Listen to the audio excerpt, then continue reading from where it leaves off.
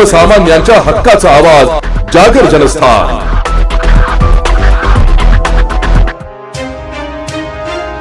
चाळीसगावातील भडगाव रोडवरील केसरी नंदन मारुती मंदिर परिसरात पावसामुळे मोठ्या प्रमाणात पाणी साचल्याने भाविक आणि विद्यार्थ्यांना मोठ्या अडचणींचा सामना करावा लागतोय। स्थानिक नागरिकांनी दिलेल्या माहितीनुसार गटारीतून पावसाचे पाणी वाहून जात नसल्याने संपूर्ण मंदिर परिसर जलमय झालाय। तसेच मंदिराच्या मागील बाजूस टाकण्यात आलेल्या मातीच्या ढिगामुळे पाण्याचा नैसर्गिक विसरा पूर्णपणे बंद झालाय। या साचलेल्या पाण्यातूनच मंदिरात येणाऱ्या भाविकांना मार्ग काढावा लागतोय।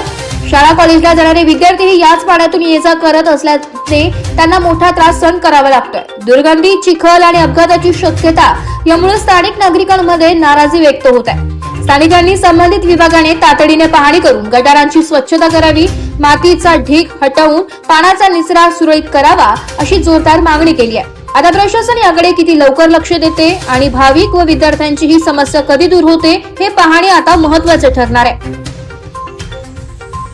मी रामभाई आंबेडकर नगर भडगाव रोडवरून बोलतोय।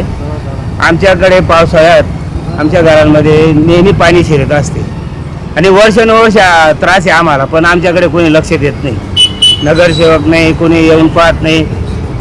आमच्या घरात मागे आमच्या भानुदास मोरेच्या घरात पाणी घुसलं, भांडेवर तरंगत होते, पण कोणी लक्ष दिलं नाही।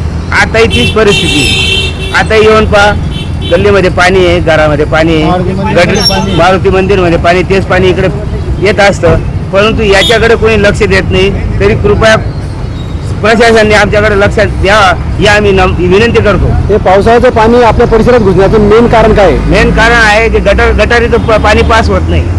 गटर लहान आहे, रोडात मधून ते पाणी पास होत नाही, ते सर्व वाड्यामध्ये पाणी घुसून जातं गल्लीमध्ये। त्यामुळे हा सर्व प्रकार होतो, याच्याकडे कोणी लक्ष देत नाही।